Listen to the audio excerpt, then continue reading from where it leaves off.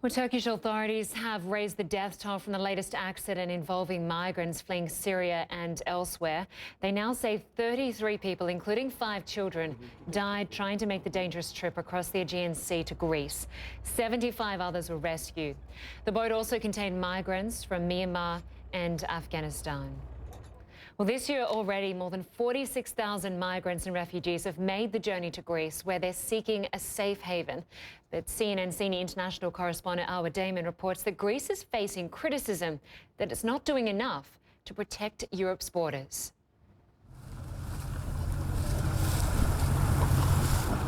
The sun rises over Turkey, its hills silhouetted in the distance.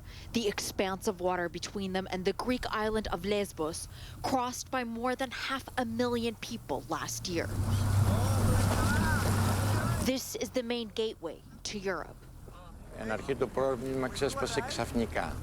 The flood of migrants burst suddenly.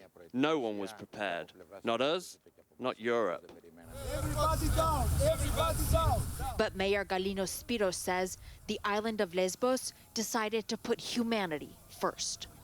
Islanders rallied, NGOs finally arrived, and the Greek government, floundering after years of economic crisis, pleaded for help in handling the influx. But instead of financial support, the European Union is now slamming Greece over Schengen failures, improper background checks for migrants, and inadequate protection of the external border of the passport-free zone.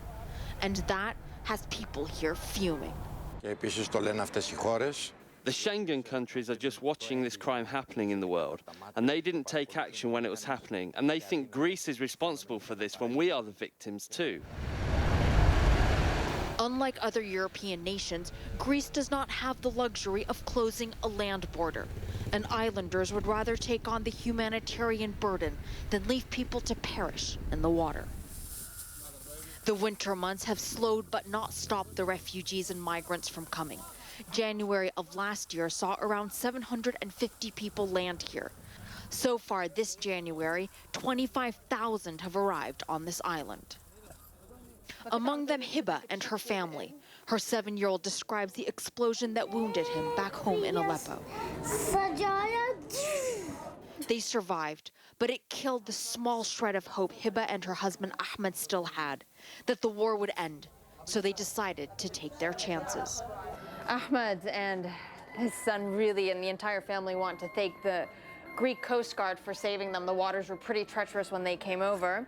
And when they got to Greece, and this is the process for everyone who does arrive on these shores, they then went to register. What does that mean? It means that the adults have their fingerprints scanned.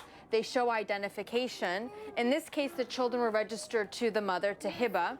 And these are examples of the travel documents that they received that basically authorize them to stay in Greece for a period of 6 months. The authorities say they are doing the best they can with what they have to process and manage the influx. And islanders say the rest of Europe should come up with a real solution rather than doling out criticism. Arwa Damon, CNN, Lesbos, Greece.